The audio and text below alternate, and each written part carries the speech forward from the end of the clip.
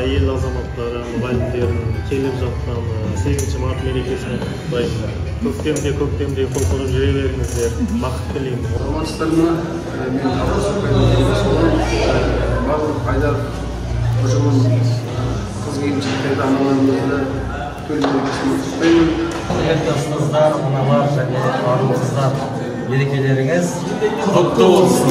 Тым нәзік, шіркін қандай қазағымның қыздары.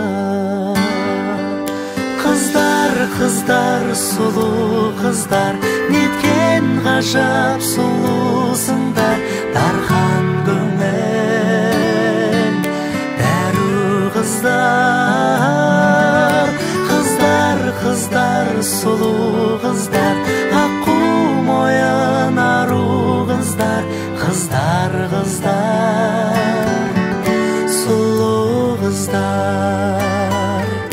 Самал желпіп маңдайдағы кекілді,